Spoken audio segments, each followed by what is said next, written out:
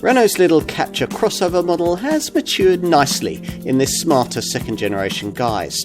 It's now a little bigger, but as before is a Clio-based design offering super economical engines, some genuinely clever interior touches and no small dose of style. It'll appeal to super mini buyers wanting extra versatility, as well as family hatchback customers in search of something more interesting and affordable. And it's the kind of car that'll certainly drive sales in this segment. The original Captur hailed from an era where no one really expected a small SUV to handle with any real sense of driver engagement, but things have been changing in recent times, and this Renault has tried to change with them. Now that might explain why the suspension doesn't have the same kind of fluid feel that we remember from the original version of this car, but on the plus side, thanks to revised electric steering and a more sophisticated CMF-B platform, there's now much more of a purpose to the way that this little crossover turns into the bends, and there's a level of body control that certainly wasn't there before. Engine-wise, most will be choosing between the two mainstream petrol engines, either a 3-cylinder 1-litre TCE 100 entry-level unit mated to a 5-speed manual gearbox, or the 4-cylinder 1.3-litre TCE 130 power plant we're trying here, which can be had either with a 6-speed manual gearbox or with a 7-speed EDC automatic transmission. With the EDC box, it manages WLTP rated figures of up to 44.8 mpg and up to 141 grams per kilometre. The same engine can be had in an uprated TCE 155 state of tune, where it's only mated to EDC automatic transmission.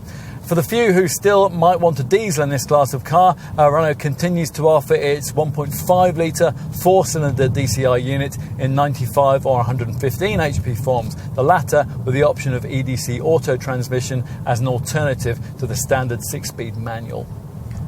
Alternatively, you can ask your dealer about an E-Tech petrol plug-in hybrid variant that mates a 1.6-litre petrol engine to a clever multi-mode auto gearbox and a pair of electric motors powered by a 9.8 kilowatt-hour 400-volt lithium-ion battery.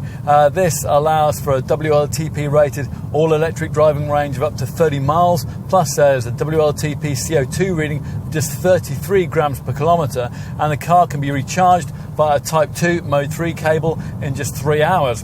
Whatever power plant you select for your Captur, refinement is excellent by segment standards, very nearly class leading, which is enough to make this Renault a more pleasurable companion on the kind of longer journey that you might normally expect to find a touch wearing in a small car like this.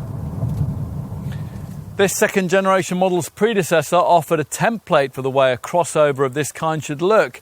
This is one of the first cars in the sector, for example, to feature the styling device that designers call a floating roof. This has been retained here, of course, as part of a car that has now become significantly bigger, 110 millimetres longer, 19 mils wider and 17 millimetres taller than before. Arguably, even more has changed from a frontal perspective. Full LED headlights are standard and look particularly striking when, on a top model like this one, they're surrounded by Renault's trademark C-shaped daytime running light signature. At the rear, the flush-fitting hatch has slim LED taillights intended to emphasise body width, with C-shaped illuminating 3D signatures. Good enough. So we have an evolution in styling and a revolution in structural engineering. Which of these approaches is going to dominate inside? Time to take a look up front. Well, it's certainly a big step forward from what was offered before. That slight whiff of second-class citizenship that was delivered by the cabin of the previous Captur has been well and truly banished here in favour of soft touch trimming, tactile touch points and a distinctly Audi-esque feel to parts of this completely revitalised design, particularly the circular ventilation dials that sit midway down the centre stack. Smart piano key switches feature just above, plus various satin-finished silver embellishments and the redesigned, more enveloping seats both also play their part in helping to push this car a little more upmarket. This cabin does still lack the sheer solidity of a Volkswagen Group product in this segment, but jump out of a Ford Puma or perhaps something Korean into one of these and you might feel like you've been upgraded to business class. Various screens help, of course, with a whole more sophisticated demeanour, particularly this, the central EasyLink portrait display. It's available in either 7-inch or, as in this case, 9.3-inch forms. You can also view another screen through the redesigned 3-spoke steering wheel here. Plusher variants, they get this 7-inch TFT configurable instrument display, which at the top of the range can also be upgraded to a wider 10-inch monitor if you'd like. Okay, let's take a seat in the back. It actually feels very decently spacious back here by class standards. Rear legroom's been improved by 17mm, and that's thanks in part to redesigned front seats that also feature these curiously angled comma-shaped headrests. They're apparently designed to improve frontward visibility for rear seat occupants. The original Captur was the first car in the class to offer a sliding rear bench, a feature copied since in the small SUV segment only by the Volkswagen T-Cross. And it's still one of the things that we think family folk will like most about this Renault. We'll finish with a look at cargo space. Now, this has increased by a useful 81 litres to as much as 536 litres this time around, although that's with the rear bench slid all the way forward, crushing adult knees against the front seat backs.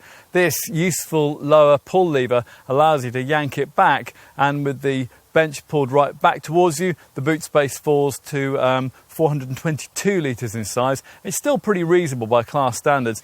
Unlike in a Clio, you get an adjustable height boot floor, so this is at least a really flexible space.